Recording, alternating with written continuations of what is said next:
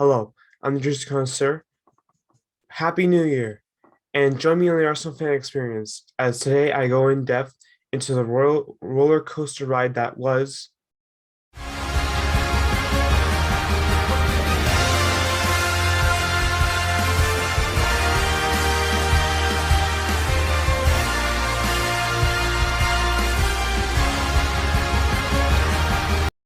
And as I begin today, I must acknowledge the history between Arsenal and Manchester City. As for the last 10 matches between these two teams, Arsenal has lost every single one of them.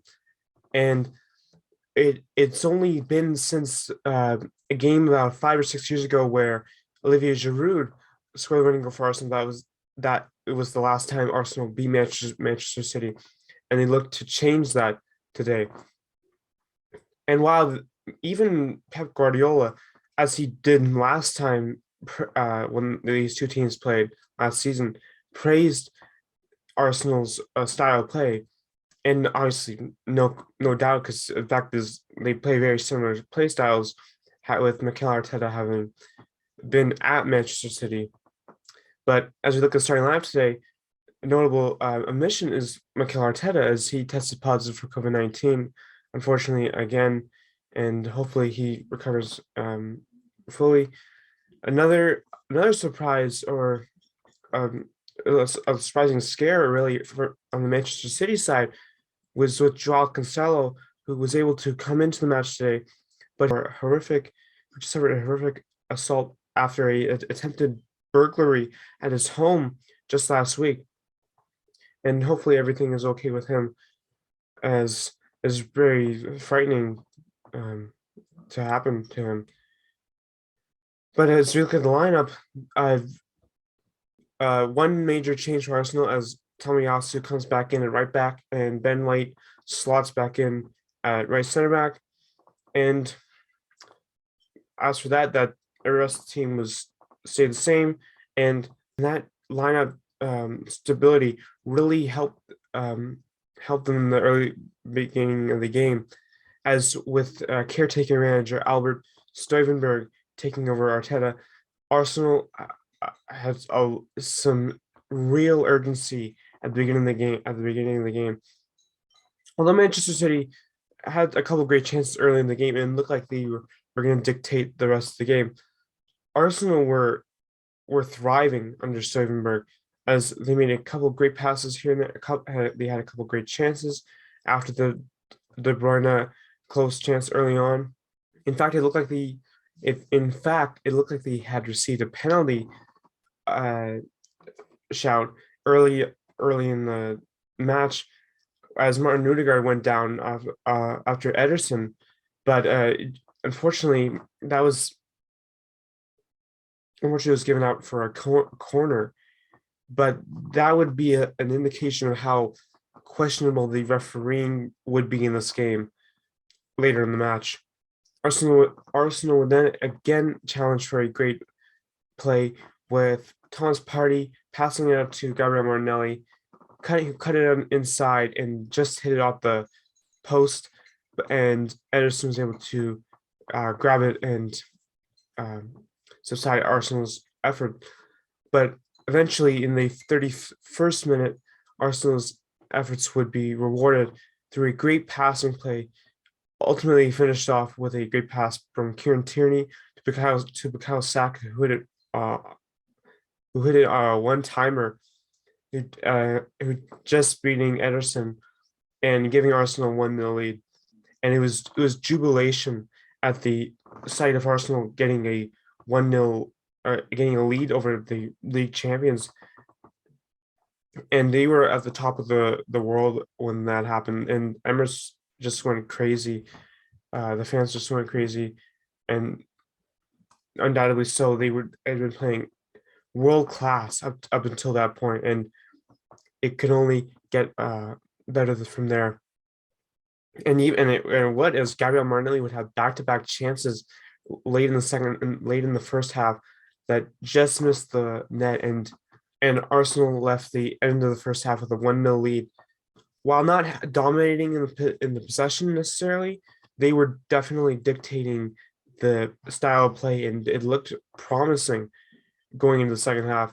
Although when I say things like that, you know that things are not going to end up happening like that, and that would end up coming true as the wheels started to come off for Arsenal very early on in the second half. Specifically, Granit Xhaka stupidly pulled down Bernardo Silva in the box, and while it wasn't. I would say in this case, it was an accidental tug of the shirt. You're gonna get called every day of the week on that, and there's no selling that. And obviously, it was looked up by VAR, and Manchester City was rewarded with a penalty. And of all players, Riyad Mahrez stood up to the plate, and I was hoping for a similar result to his penalty he attempted a couple years ago with Liverpool, which basically went into outer space. It was that bad, but he's Riyad Mahrez after all, and he slotted it home to equalize for Manchester City. And through all the dissent of the call, both Granit Xhaka and Gabriel were shown a yellow card for their dissent towards the referee, and specifically that Gabriel yellow card would end up vehemently affecting Arsenal's game and would be the turning point of the entire match. As after another great scoring chance that almost went in for Arsenal, as Nathan Ake just had to kick it off the line to prevent Arsenal from scoring. A couple minutes later, Gabriel Jesus would be fouled by Gabriel, and he would be rewarded with another yellow card and be sent off. And let's just say that the Arsenal fan contingent was not too pleased with that call, and deservedly so. I mean, it's unfortunate that it had to be a second yellow, as he should have been more composed in the first place to not be given the first one. But I digress. And unfortunately, with Gabriel being sent off, they had to get a replacement on for him. And as a casualty in that, Martin Odegaard, who was having a very good game as he always does, was substituted off for Rob Holding.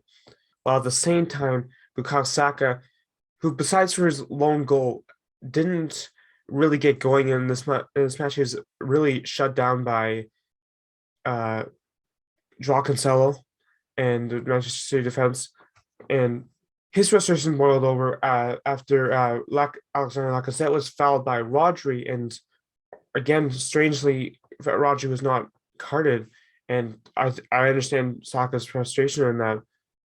It was a relatively undisciplined tackle, and I'm still questioning why Rodri wasn't shown yellow.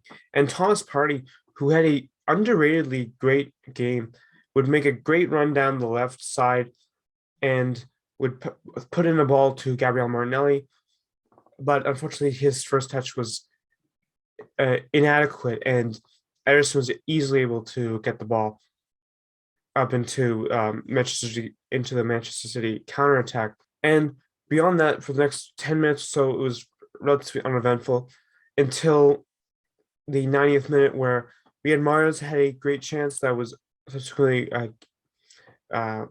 rewarded as a corner kick.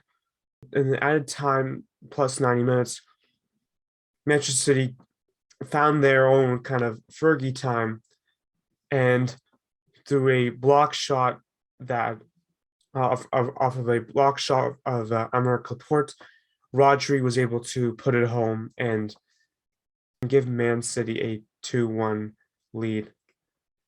And it could have been prevented if Rob Holding had been goal side on Rodri, but as it deflected off of Ramsdale, who made a great save, it so happened Rodri was at the right place at the right time.